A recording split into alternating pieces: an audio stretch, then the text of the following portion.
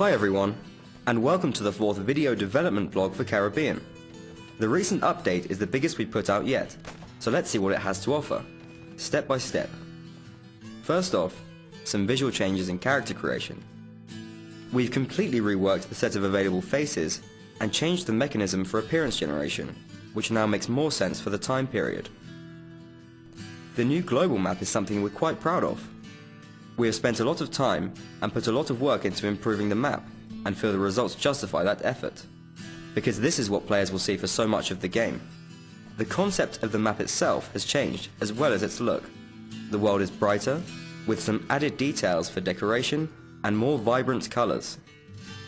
The settlement concept has changed, and there are no longer villages in the game. From now on, the world consists of colonies, which have all the functions of a castle, town, and village. We also doubled the number of these settlements and fixed some unfortunate errors in the map's geography. Let's take a look at what's changed in the game mechanics. The main change here is the rank system. You might already have heard about this addition from before. At the lowest rank, you won't be able to hire many of the troop types, capture and rule towns, purchase better quality ships, or acquire property. Availability of these opportunities will depend on your renown. The higher your renown is, the more opportunities you'll have access to. Renown is split into military renown for soldiers and trading renown for entrepreneurs. Military renown should be pretty clear. Its amount depends on your number of victories. It will allow you to hire high-level units and purchase cannons. Other factions will invite you to serve under their name as well. Trading renown can be considered as a total amount of all of your assets. Your ships, your money, goods in your cargo hold, value of your property, and so on. If you are a billionaire, you'll inevitably become known in the Caribbean. From now on, capturing towns is not an easy feat. You'll need to have enough authority in the first place so that your troops agree to risk their lives. And even if you manage to capture a town, you might not get control of it, as only faction officers have that right. Additionally, if you're a high-ranked trader, the faction's leaders may grant you towns without any fights taking place, just based on your proven talents in administration. Sometimes your purse will speak louder than your sword. You'll notice that once you enter a town, you're now charged with a small fee. That is customs supervision in action, and it will happily take your money anytime you decide to buy a new hat in town. Don't feel like paying? You have two options. The first is to sail to any pirate town. These are territories of free people who haven't adopted tax declaration yet. However, European factions will be aware of your attempts to avoid paying tax, and your relationships with them will worsen. Don't want to damage your relationships? Try finding smugglers. Right-clicking on the town icon lets you choose the Search for Smugglers option, and if they are nearby, you'll be able to contact them. Beyond that, everything depends on your skill and luck.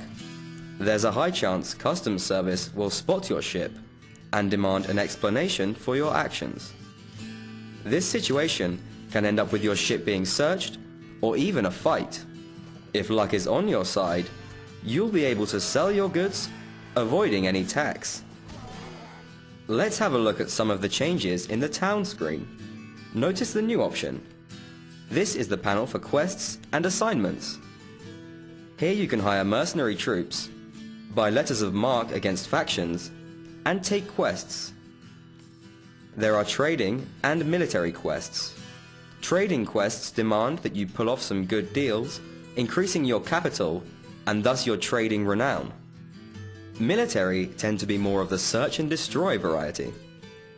As mentioned, hiring European troops won't be as accessible as before.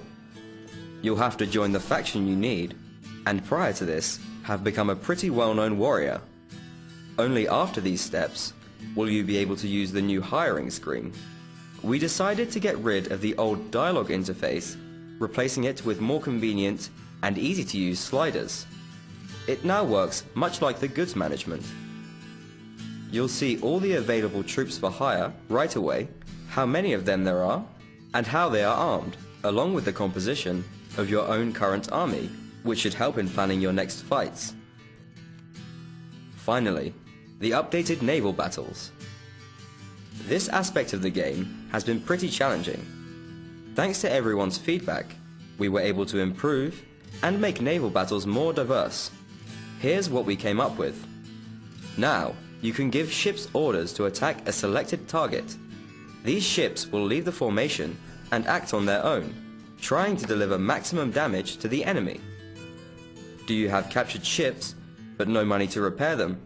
Or a squadron of 5 old schooners? Better not sell them cheap, but turn them into fire ships. Fire ships are ignited vessels that can be directed towards enemy ships.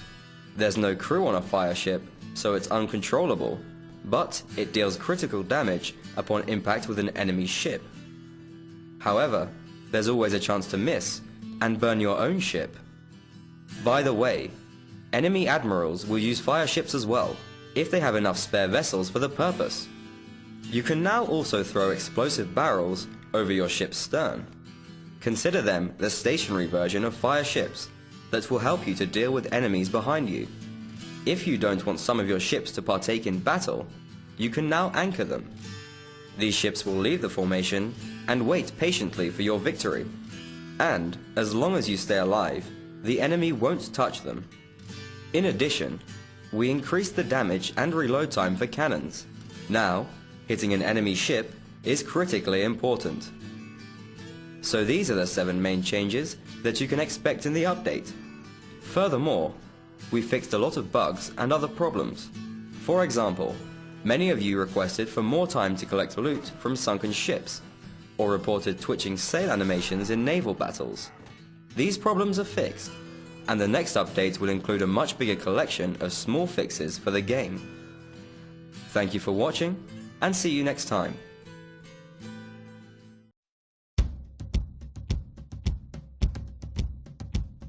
What will do with a drunken sailor? What will do with a drunken sailor? What will do with a drunken sailor early in the morning? Way, hey, and up she rises, way, hey, and up she rises, way, hey, and up she rises early in the morning. Shave his belly with a rasta razor, shave his belly with a rasta razor, shave his belly with a rasta razor early in the morning. Way, hey, and up she rises, way, hey, and up she rises, way, hey, and up she rises early in the morning.